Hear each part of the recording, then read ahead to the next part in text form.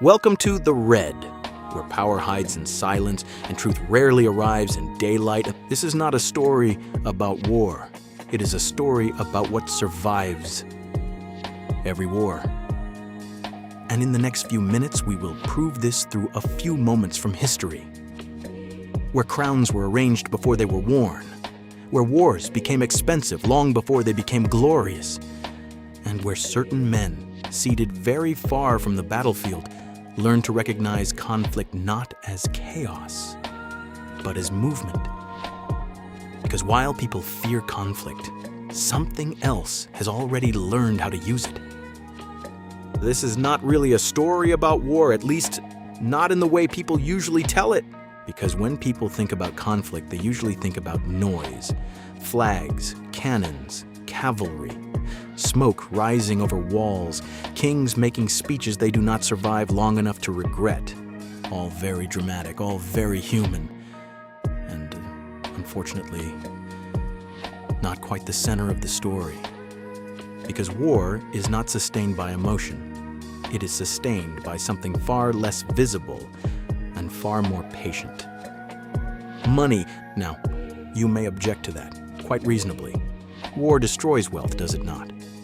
Cities burn, fields empty, trade routes break, families disappear into history without even the dignity of a footnote. Yes, that is true, but it is not the whole truth. That's because destruction does not always erase value. Very often, it moves it, and movement, as it turns out, is something money understands rather well. Let us begin in a room, not a battlefield, not yet. A room in Europe, early in the 16th century. The air is expensive. The men inside are not shouting. That is usually how one recognizes that something serious is happening. Voices are low. Smiles are careful. A crown is being discussed, not inherited, arranged. A young ruler named Charles wants to become Holy Roman Emperor. It is a title so grand that it almost distracts from the dull little problem beneath it. Elections are costly. Loyalties are negotiable, and even glory requires financing. And somewhere near the center of this elegant little transaction sits a man named Jacob Fugger. He is not a king. He does not command armies. He does not speak of destiny. He lends silver, credit, access. Charles wants the crown. The electors want persuasion. Fugger understands both, and when the imperial title finally settles onto Charles, history can pretend it was blood, lineage, and ambition that carried it there. History enjoys pretending such things, but in that room, long before the ceremony, money had already made its decision. Charles got the crown. Fugger got something more durable. Proximity, influence, a ruler tied from the beginning to obligations that would outlive the celebration. The empire believed it had chosen its sovereign. The system had already chosen its terms, and that, sadly, was not an exception. It was a lesson. Not all power arrives on horseback. Some of it arrives folded into agreements, sealed in quiet rooms and paid back over generations. Now, move forward. A different century, a different Europe, a different scale of destruction.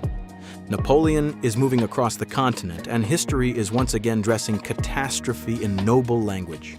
Genius, destiny, national pride. People are always so eager to perfume slaughter with meaning, but war has grown larger now, more expensive, more organized. Armies are bigger, supply lines longer, states more desperate. Survival itself has become logistical.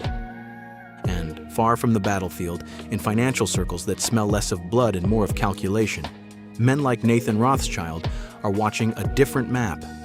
Not the map of troop movement alone. The map of information, the map of timing, the map of panic, the map of liquidity. He does not need to fire a shot at Waterloo. He does not need to wear a uniform or wave a flag or speak of Europe's future. And he only needs to understand what conflict does to value before everyone else does. That is enough. Because war does not merely kill, it reorders, debt shifts, trade bends, confidence cracks, prices move. And those who understand movement faster than the public story often arrive first at the aftermath. This is the part people dislike. Not because it is false, because it is inelegant. They want a villain, a single face, a secret meeting, a dramatic confession. History is rarely that cooperative. The truth is colder. Money does not need to love war. It does not need to create war. It simply learns how to live with it, adapt to it, position itself inside it. Because instability, while terrifying for ordinary people, can be navigable for systems. That is the difference. A soldier fears conflict because he may die in it. A family fears conflict because it may lose everything in it. A city fears conflict because it may burn. But a system? A system asks a different set of questions. What moves? What breaks? What becomes scarce? What becomes necessary? And who will pay to keep it moving? That is why money does not fear conflict in the way people do. Not because it is evil, that word is too childish for serious power. And not because every war is secretly designed by men in dark rooms. That explanation is too lazy. No, money does not fear conflict because conflict creates pressure, and pressure creates movement. And movement, if you understand it early enough, can be turned into advantage.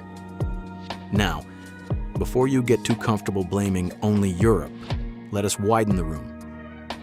Because this story was never confined to crowns, ballots, and imperial titles, it also lived in ports, in contracts, in companies that arrived as guests and learned, with extraordinary speed, how to become masters. Consider the East India Company. It did not enter the subcontinent looking like an empire. That would have been vulgar. It entered as a merchant, a petitioner, a trader asking for permission to dock, to buy, to sell, to remain useful. That is how serious systems often arrive, not with a trumpet, with paperwork. In the Mughal world, emperors still possessed immense grandeur. Courts glittered, textiles flowed, tribute moved, power wore silk and jewels and ceremonial confidence.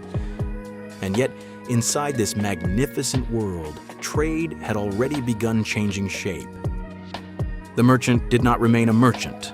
Trade required protection. Protection required force. Force required administration. Administration required territory. And slowly, almost politely, commerce learned to wear the clothing of sovereignty. The court believed it was regulating trade. The system was building leverage. Again, the same lesson: conflict does not only destroy, it creates openings. It weakens one hand while strengthening another. And money, if attached to movement, supply, law, and protection, learns how to pass through each stage without ever needing to wave a sword itself. That is what makes it so difficult to pin down. It does not always look like conquest. Sometimes it looks like assistance, sometimes partnership, sometimes necessity, sometimes an invoice. By now, you may have noticed the deeper pattern.